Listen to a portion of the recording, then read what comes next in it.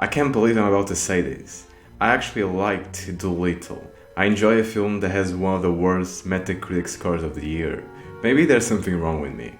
Or maybe not. Dolittle is a movie about a doctor who can talk to animals. Unlike with most stories where the main character has this ability, that seems to be the only necessary thing in order to have lots and lots of animal friends. Like just by having that power alone is enough to have your own zoo. And that is something of a trope, I think. A misleading one. Humans have the ability to talk with other humans, and there are plenty of us that don't have any friends. But anyway, is this a well-made film with a good story at its core?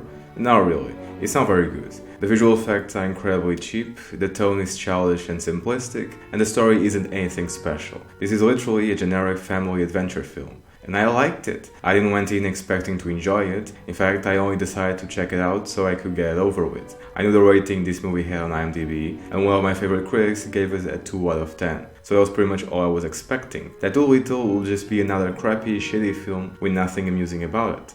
I was wrong. There's a lot to like here, at least until the third act. But let's start with the aspect that seems to be most polarizing, or at least the easiest thing to point out that is wrong with this film. Robert Downey Jr.'s performance, or more specifically, his accent. I'll admit, it was pretty weird and surprising when he first started speaking, but after a few minutes, I didn't mind it. It didn't feel obnoxious or distracting or stupid. It was a bit silly, but not terrible. I think that for kids unfamiliar with the actor, there's a good chance they won't even notice it. If I was 12 years old and hadn't seen any of the Iron Man and other Marvel films, I would probably just think the actor has a strange voice, but I won't be put off by it. Hell, when I was 12, I loved the first Percy Jackson movie and The Last Airbender, so I think it's more than possible that kids might enjoy this. The problem is that Robert Downey Jr. is so damn popular, and most people already know what he sounds like, that watching him do something wildly different and eccentric has a greater impact. Or maybe they honestly found his voice off-putting. But I didn't. And this particular aspect isn't something I consider to be especially intolerable. What was worse for me was that they hired a kid who looks like a knockoff version of Tom Holland, but without Tom Holland's acting ability. And they also had Tom Holland provide the voice work for one of the animals. That was the most infuriating thing in the whole movie. Watching this kid trying to figure out what type of facial expressions he should be doing was annoying and certainly makes the movie look terrible on its own, but it was 10 times worse when there was a better person for the role in the film itself. Discounting the third act, that was by far the worst thing about the movie, and I think if they had chose Tom Holland or a better actor for that role, this wouldn't have been nearly as bad received as it was. And speaking on the third act, why did I thought it was worse than the others? Well, they went overboard with the whole goofy and cartoonish tone of the film. So far, I had enjoyed most of the comedy with the animals. There was even one laugh out loud moment I really liked. Look!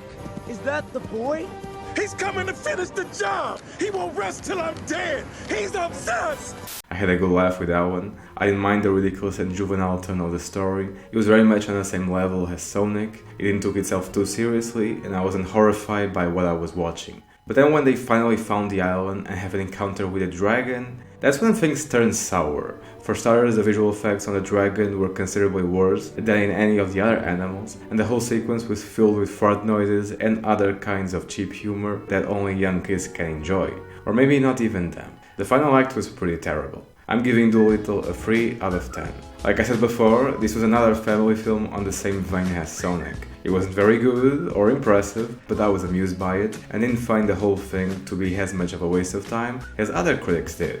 Besides, there are infinitely worse things out there. Some of them even have better Metacritic scores than Dolittle. Watch this one if you're curious, but there's no real need to see this film. Anyway, see you next time.